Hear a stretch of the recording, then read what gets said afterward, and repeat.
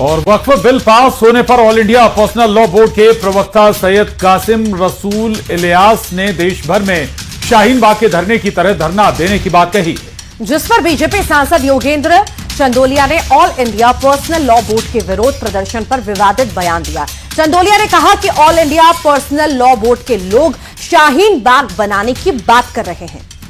पहले जब शाहीन बाग में धरना हुआ था तो कई महिलाएं प्रेग्नेंट हुई। वो उनके लिए होगा। अगर वो हिंदुस्तान में रहते हैं तो हिंदुस्तान के संविधान को मानना होगा, और वरना शाहीन बाग की धमकी देकर कुछ होने वाला नहीं है।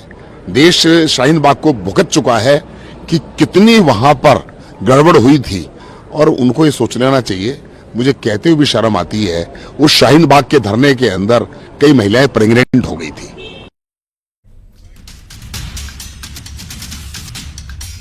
और इधर जंतर मंतर पर अफरा तफरी का माहौल तक बन गया, जब वक्फ बिल के खिलाफ हिंदू संगठन भी जंतर मंतर पहुंच गए हैं। हिंदू संगठन पर्सनल बोर्ड के प्रदर्शन का विरोध उन्होंने शुरू किया। इस दौरान विरोध प्रदर्शन में शामिल हिंदू संगठन के कुछ लोग बेहद भावुक नजर आए। हिंदुओं के सम्मान में, जय श्री राम, हिंदुओं के सम्मान में, जय श्री राम, जय श्री राम, आजाद को बचाने के लिए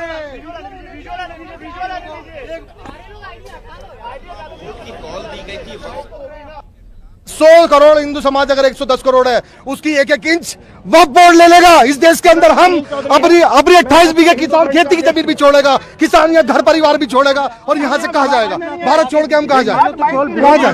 तो ये विरोध हम समर्थन करते हैं। हम सरकार के कानून का समर्थन करते हैं। कानून आए और रद्द हो, हम कह रहे हैं रद्द की मांग करते हैं।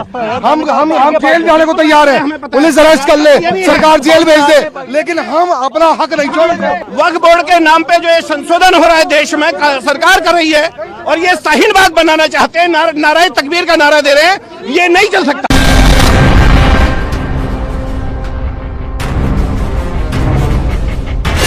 वक्फ ने कभी खाली जमीन पर दावा ठोका, कभी पूरे के पूरे गांव पर वक्फ का दावा हुआ। वक्फ ने कभी 1500 साल पुराने मंदिर पर दावा किया, और फिर एक के बाद एक विवादों ने वक्फ के कामकाज पर ऐसा सवालिया निशान लगाया कि इसके कानून में संशोधन की जरूरत महसूस होने लगी।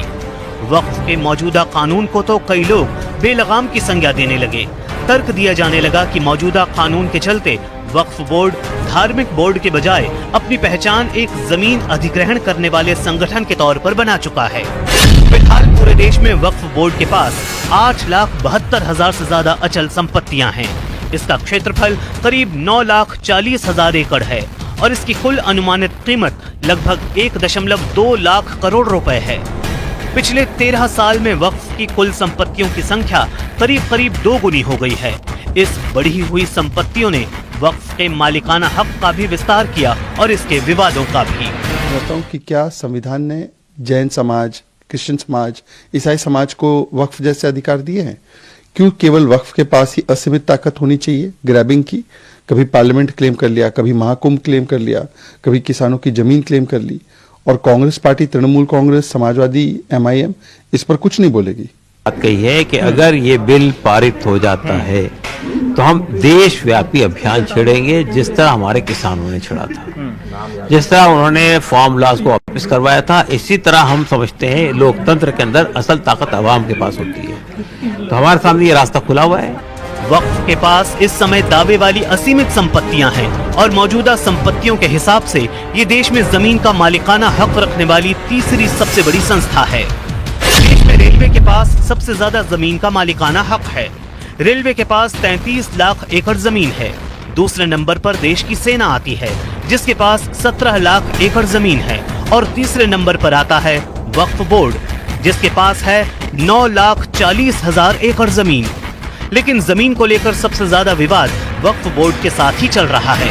कश्मीर से लेकर कन्याकुमारी और असम से लेकर गुजरात तक वक्फ के कई मामले तो चौंकाने वाले हैं। अब वक्फ के कानून में संशोधन की तैयारी है। नया संशोधित कानून लागू हुआ तो उम्मीद है वक्फ को लेकर विवाद भी कम होंगे, और जमीन को लेकर इसका असीमित अधिकार भी।